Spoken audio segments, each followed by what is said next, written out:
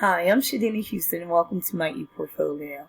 I wanted to start with the home page. Here on my home page, a brief synopsis of my ePortfolio can be found here, and it also thanks you in advance for visiting. Over here in my navigation bar, it starts with my autobiography. Let's click it. Here in my autobiography, I discuss my journey from switching my majors from a criminal justice major to an early childhood education major. And it also highlights my beginning teaching experiences at Gateway Head Start. And for further information, I did add a link at the bottom so that you could view my resume. So after my autobiography, then we go into teaching and learning, and that link. Here in my teaching and learning link, I have a few things that really highlights my experience as a beginning a beginning teacher. And one of the things that I did as an artifact is my teaching philosophy. And I used a hot link. So I gave a brief summary of my educational philosophy, and I used a hot link to switch between pages. So I'm just going to click that and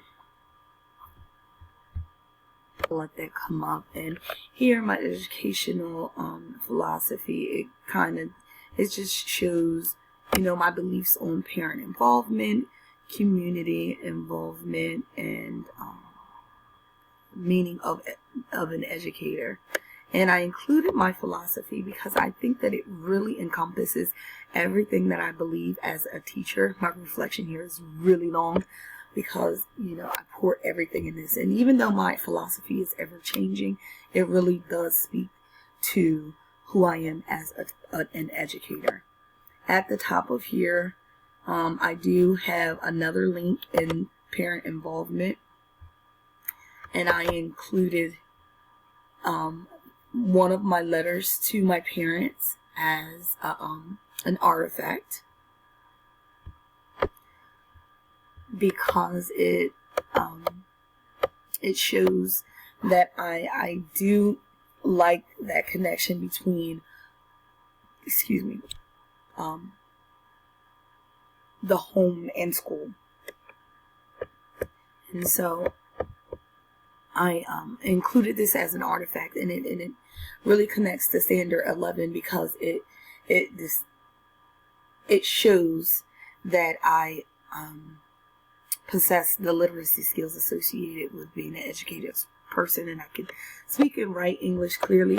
So it reflects Standard 10 in that it really does tie in school and home, and even community, the community aspect, a part of, being an educator. So after, among some of the other artifacts that I included in learning was Piaget's principle in my curriculum of reflection, language development case study, action research essay, and the 3 paradigms of learning reflection. And the reason why I included these into my ePortfolio because it exemplifies how I can take the research that I've learned about and reproduce it in the classroom, giving my students education on the level of best practices. For my research, my action research essay, I researched critical thinking, and that really relates to I believe it was Standard 5, so I'm going to click on here to make sure, but I'm pretty sure that it was Standard 5. So here is my action research essay, and a reflection. It does state here that it is Standard 5. I listed a few because it really reaches across the standards, but the one that it really reflects the most would be critically thinking, teaching my students how to keep those conversation loops teaching me how to keep those conversations going so that my students are thinking on a level beyond just surface information. So I really wanted to include that in this e-portfolio. And for all of my artifacts, I give a brief introduction to each artifact, and as you click into the hot link, it gives the overview of the entire paper. And sometimes I include a link for the entire paper. I'm not sure if I included that in here because I think I just copied and pasted everything. Oh, nope, it's here. So if you wanted to read over the entire research paper, you just click down here for the complete report. Back to teaching and learning. I have more artifacts.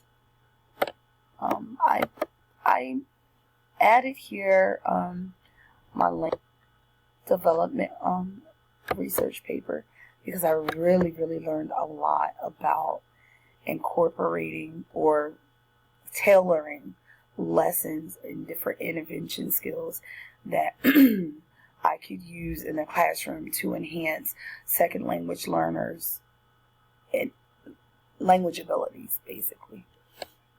So I'm just going to click in here so we can briefly look at it.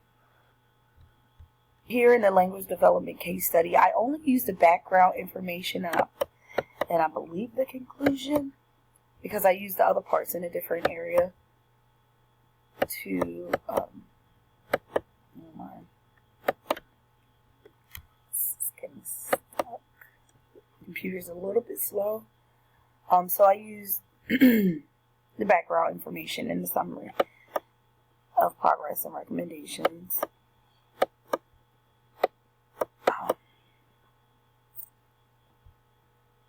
And this, here on my reflection, I have a number of standards that it relates to, because as I was reading through it and going through it, it just really relates to a lot of the different standards. As far as the standard that I picked, I believe it was standard 8. I'm not really sure. No, I believe it was standard 2. So for standard 2, it shows that that's the knowledge that I learned from my study of second language development and used it to enhance or make informed, individualized decisions to improve the development of my students' language and communication skills. So, but it really is across, the standards. So I use that. And I'm just going to go back to teaching and learning really quick. So after teaching and learning, in my navigation bar is instruction. And here instruction, just like with teaching and learning, there's a brief description or a brief introduction of each artifact. And then as you click into it, it gives you a detailed description of what the artifact is and why I chose it for this area. So for my instruction, I chose classroom lesson plan. I had a differentiated instruction, reflection, my greeting time video, technology in the classroom, that was a reflection. Teaching social emotional skills, that was another reflection, and all of these reflections are reflective. So it just talks about the practices that I use in the classroom and the way that I use them. And then I also included the DRTA lesson plan and my geography reflection. I chose all of these for this area because I think that it exemplifies my teaching as a beginning teacher, and some of these didn't go so great, like my greeting time video. Like, it's an awesome video and it really shows it really captures how I teach, but everything that was supposed to be in greeting time wasn't, and I actually was over because we only get 10 minutes for greeting time, and I went over quite a bit. but I just cut the video. So here in my greeting time video, it just, again, I don't have time to play it, but it goes over my complete greeting time, and I connected it to standard 3, 5, 6, 8, and 11. It says I learned that I needed to have some fidget toys available because some of my students were a little fidgety, so I felt like my greeting time would have gone by quicker and more smoothly if I would have had those fidget toys, so that I wasn't constantly redirecting during the video.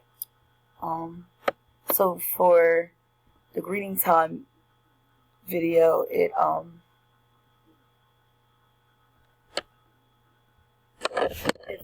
focuses on standard 6 for the reason that it shows how I use democracy in my classroom and how I try to employ it, as much as I possibly can. So I'm running out of time, so I'm going to try to go through the rest of this really, really quick. So I'm going to go out of this, and I already mentioned some of the artifacts that were instructions, so let's go to assessment. Jesus. Here in assessment, I chose organizing the classroom for student learning, classroom quality assessment,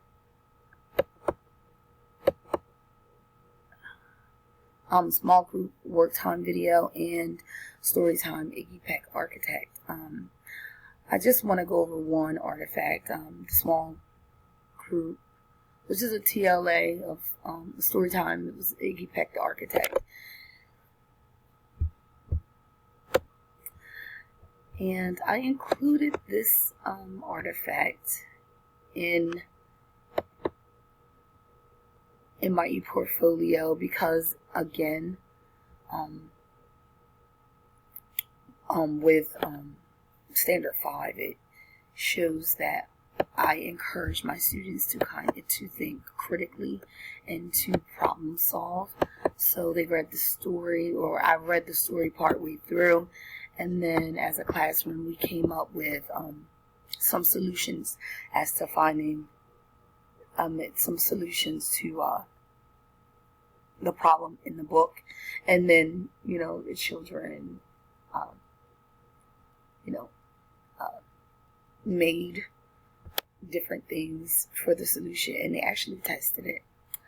So then I have my reflection here, but I know I have 7 of the 8 of them, but the one that really correlates to it is standard 5 for critical thinking. And we're just going to go out of that, and we're going to go to culturally responsive teaching.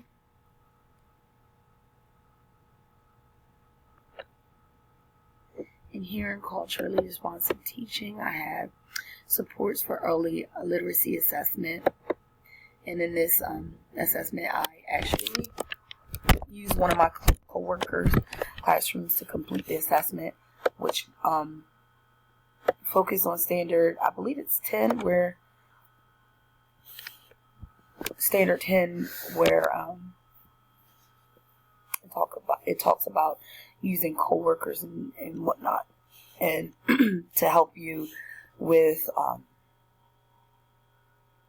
different stuff, just like, I guess, having a relationship between coworkers, culturally responsive reflection, things that I do in my classroom that is culturally responsive, and whether I think that I am culturally responsive, that really coincides with standard 3. The language development case study, I did use some of the recommendations in other parts of the language development case study, and this one to show the connection between standard, I believe it's standard 3. Let me look into it.